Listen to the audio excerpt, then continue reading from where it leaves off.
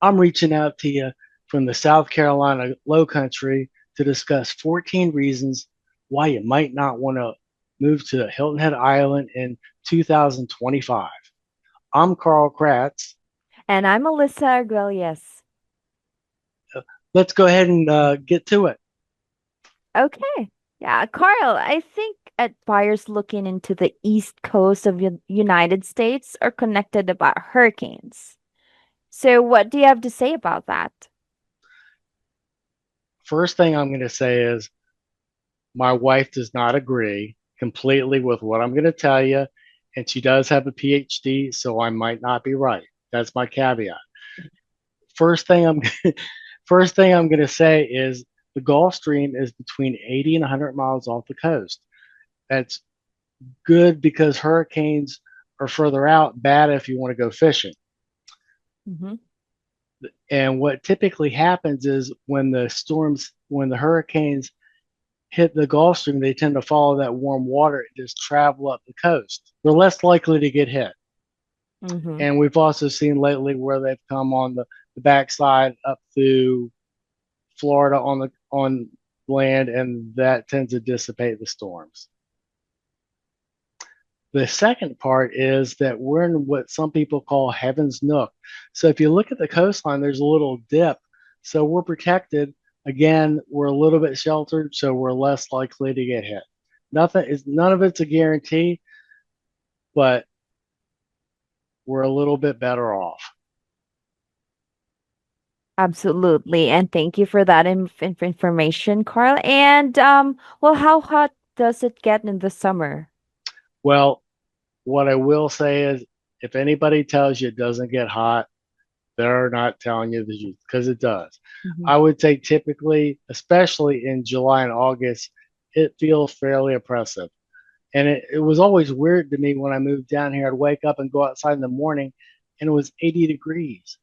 I mean, it's, yeah, I know. I mean, growing up further north, it definitely is a change of pace for me. Right. I see. So with the warmer weather, what is the difference compared to New York or New Jersey? Well, I'll tell you, one of the big things is that being warmer here year round and mild in the winter, we have bugs. I mean, Oh, we have roaches here that they call palmetto bugs. You got to figure if a state names a bug, there are fair number of bugs here. It's also important to pay attention to termites here too. They're going to be year round. That is something you need to make sure you're taking care of with your house. absolutely. And speaking of things that I don't like, what about like alligators and snakes? Well, we have these things called lagoons, which most people call Mm-hmm. ponds. They're actually for Right. stormwater runoff. But if you see one of these, the chance you have to assume there's going to be an alligator in one of those bodies of water Ooh, because they're looking for a place to hang out and catch some food. What I will right. say is they're just afraid of you as you are of them till they're not. So keep in mind too, they can run over 30 miles an hour. So you're not going to be to outrun them, but they're typically not going to do anything until you're right on them a few feet away. Do not test that theory, please. Right. Right. Okay. Thanks for the information, Carl. But anyways, I do love to eat and definitely can you tell me about what is the food like in Hilton Head Island? Well, I will say that my wife's vegan, so she does have a little bit more trouble finding options for her. I can remember once we were eating out at a restaurant that's no longer here, and they thought duck fat was vegan, which obviously it isn't. So Oh, definitely. there there are plenty of restaurants around here. There are a couple hundred Mm-hmm. between the island and Bluffton, and what I would say is I generally think the food that is good. Now, if you're a true foodie and you only want the best, you honestly might want to look at Charleston. Their food scene is a little bit more elevated, but I think what we have here is very good. It's just if you're looking for the next level. And actually, if you go to Savannah, it's a little better too. I will also see, let's say, as far as grocery stores are concerned, we have Publix and Harris Teeter, Kroger. Then we have places like Food Lion, Piggly Wiggly, of course, Walmart. And if you want I to go see. to yeah, if you want to go to some of the higher end places like uh, Whole Foods, you'd have to go over to Savannah. In Pooler, there's Costco. Trader Joe's is in Savannah. Mhm.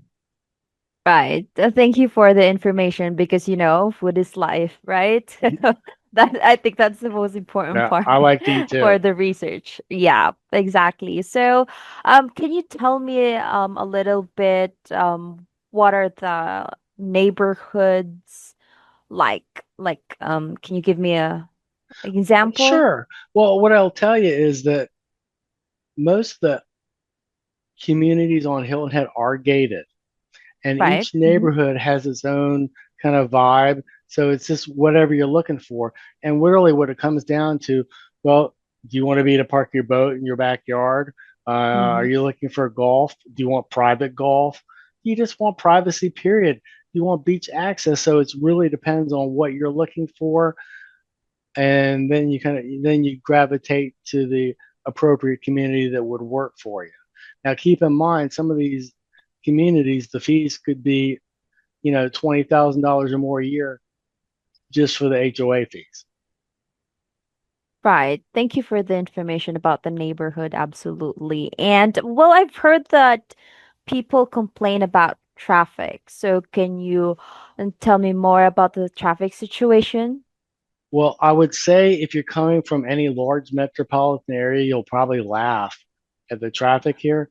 But that doesn't mean even I don't get annoyed from time to time, especially on Saturday where they change out the timeshares.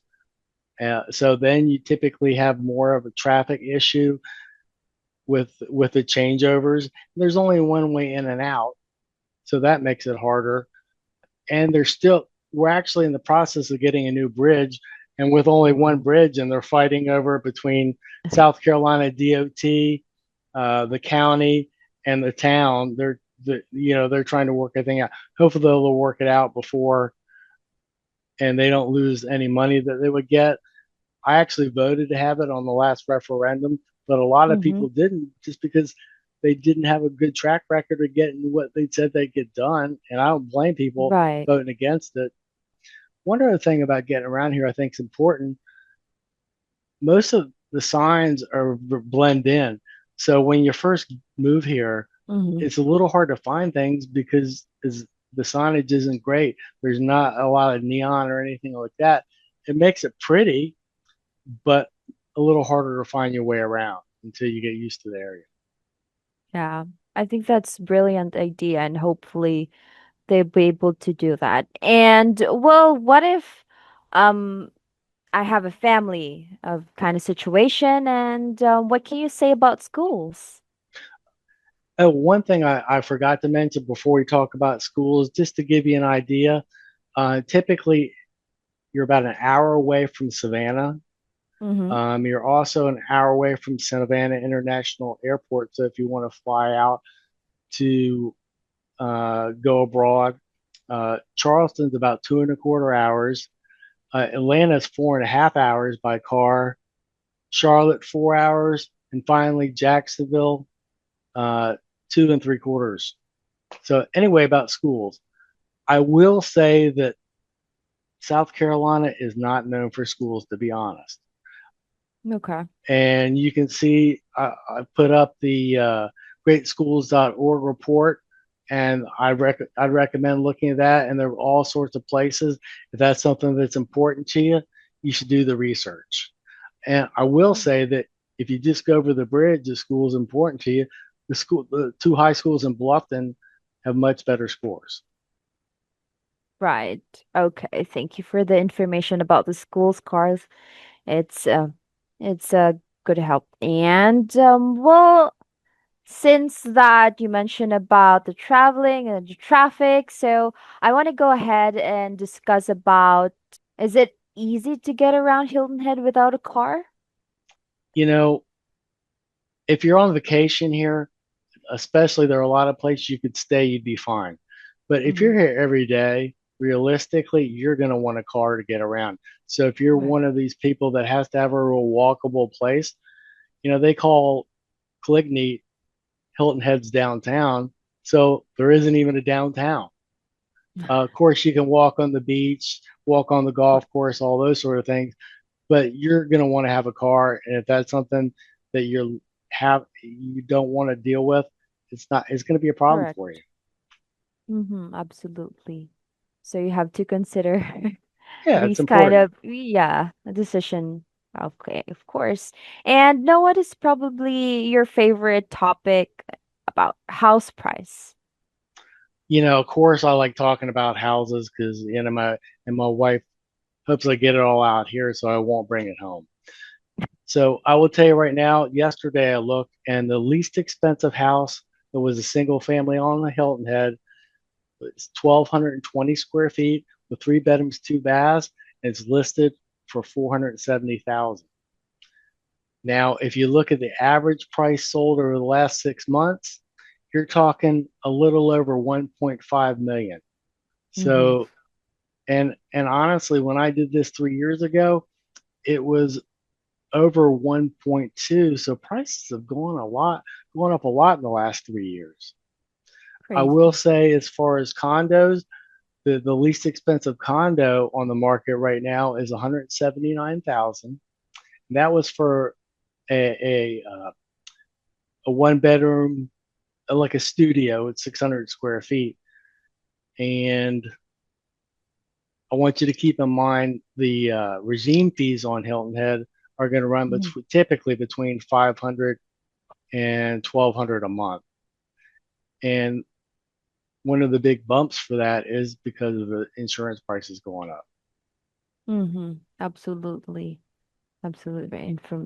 Thank you for the information again for that, Carl. And can you tell me, you mentioned about walking through the beach, and can you tell me more about what are there to do more in Hilton Head?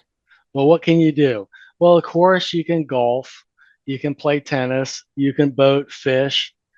People do a lot of drinking and eating here too. And I won't say that Sure. I partake as well. Um, After that, there's not as much to do. I mean, there's a zip line and other water sports and things like that. I Mm-hmm. saw something that said the nightlife was good. I'm like, I don't think so. They roll the streets up pretty early here. Bluffton's they roll it up a little earlier there, but still on Hilton Head, they're not people are typically getting that wild that often. Mm-hmm. Uh, and so if you're somebody that likes pro sports teams, for example, you'd have to for football, you'd have to Jacksonville, Florida would be the closest one where you could go to Atlanta or Charlotte. Baseball, basketball, the same. You just don't have anything here. As far as like minor teams, the Savannah Bananas have a baseball team there, but that's not really baseball. If you're not familiar with it, you should check it out because it's a gas. Everybody's just having fun, and You happen to be playing baseball, and the Ghost Pirates are also in Savannah too. If you like hockey. Oh, interesting activities to do. A lot of activities to do in Hilton Head. So, yeah, can we go ahead and talk about insurance? Do I have to? You know, I, you know, you insurance people out there, I apologize, but I Right. hate insurance and prices have gone up. I mean, it's all over the country dealing with wildfires out in California, hurricanes hitting Florida, whatever it is, it seems like there's always something going on somewhere. So rates have gone up a lot. I will tell you, one of the problems with Hilton Head is it's a barrier island, and because of that, the wind and hail insurance is going to be significantly more expensive compared to being on the mainland. I will also say that auto insurance is a little bit more expensive here, I know that a lot of people locally want to blame the Buckeyes. They say they don't know how to drive here. I actually did move from Ohio here, and I'm not saying I'm a great driver because I'm not, at least according to my wife. And I don't think Buckeyes are the problem, but I think there are more older people here, so there tends to be some traffic issues, wrecks, and just because of that. I recommend looking into it, and I can put you in touch with Mhm. a licensed agent to help give you some numbers because I think you need to be informed. Absolutely, absolutely. And now I think you this is the exciting part. And but everyone's least favorite probably the taxes. So can you Yeah, yeah, yeah. Although good news, if you're moving here and you're going to have a primary home here, taxes aren't bad. We're pretty cheap. Just for easy math, let's say you buy $1 million house, it's going to be roughly 0.6%. So you're talking about 6,000 a year if that's going to be your primary home. Now, if it's going to be a second home or rental, you're talking 16,000 for the same property based on that price. So it makes a big difference if it's a primary or not. So it makes it less attractive to have investment property here, but you need to know. But if it's something you're going to buy and then you plan on moving down here, maybe it makes more sense. absolutely. A lot of people aren't used to paying for insurance, or they're not used to paying for Mhm. taxes on their cars, but you do here.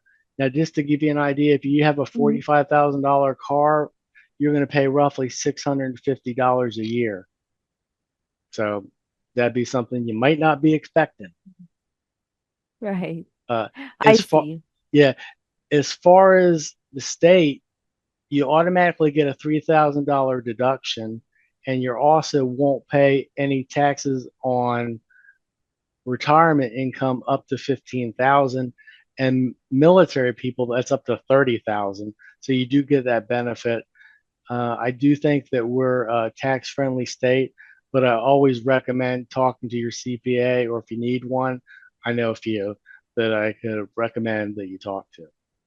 And also, if you're considering a second home, making sure that you understand what the difference would be paying taxes as a primary here versus wherever you are.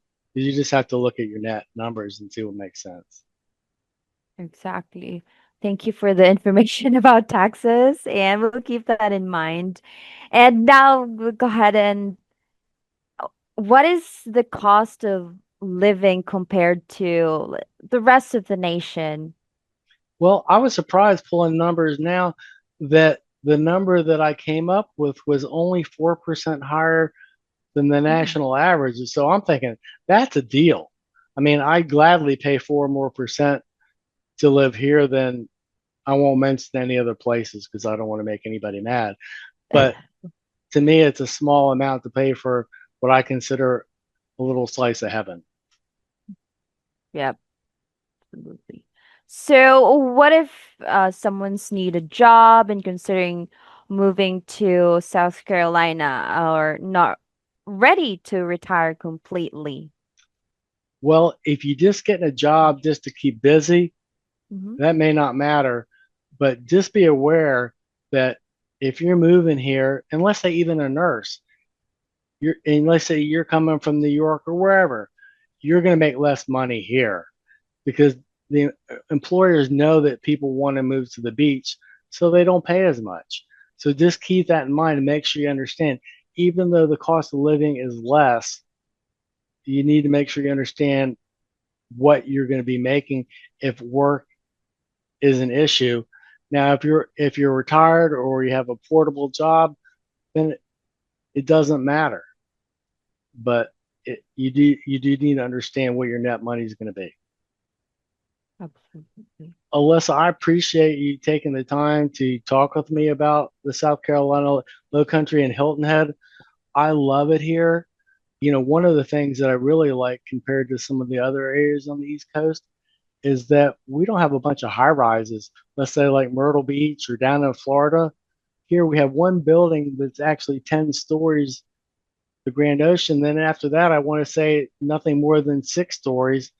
And we're not allowed, unless they change the zoning laws here, we're not going to have a bunch of skyscrapers. So it definitely feels more relaxed. And I love the vibe here. I don't ever plan on leaving. But in any case, I really appreciate you watching this video. And if you got something out of it, a thumbs up would be good. Go ahead and subscribe for more content. And don't forget to call me.